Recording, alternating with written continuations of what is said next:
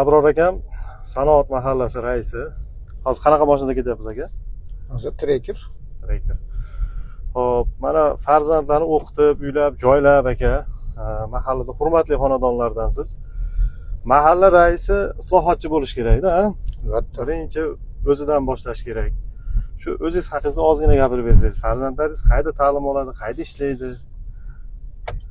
Rasuljon, o'zim o'qib oliy ma'lumotli bo'lgan uchun bolalardan shuni talab qilganman.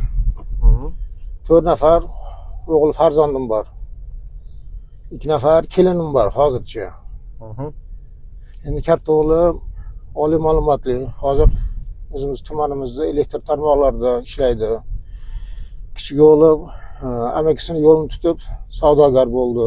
3-o'g'lim mana bu yil Koreya Respublikasida o'qib keluvdi. Hozir Toshkentda nima bo'yicha ishlayapti? Haligi logistika bor-ku. Logistikaga o'quvchi tayyorlaydi, xodim tayyorlaydi. Shu yerda ingliz tilidan tayyorlaydi.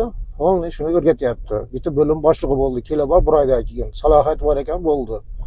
Kenjatoyimiz bu yil 11-sinf o'qiyapti, o'zimizni 1-o'rta maktabda.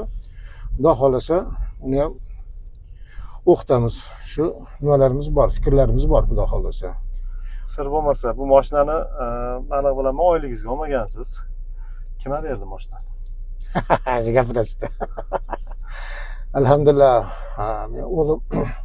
o'g'lim ketayotganda, Koreyaga o'qishga ketayotganda, o'g'lim birinchi o'rinda menga kichkina bo'lsa ham diplom bo'lsin dedim. Undan keyin pul bo'lsin, mablag' bo'lsin deb aytganman.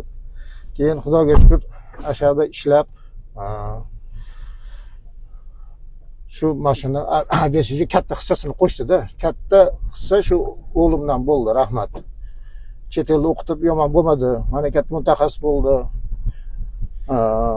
Ingliz tilini biladi, koreys tilini biladi. Shu til bilgan yaxshi ekanda. Hozirgi yoshida imkoniyat katta-da.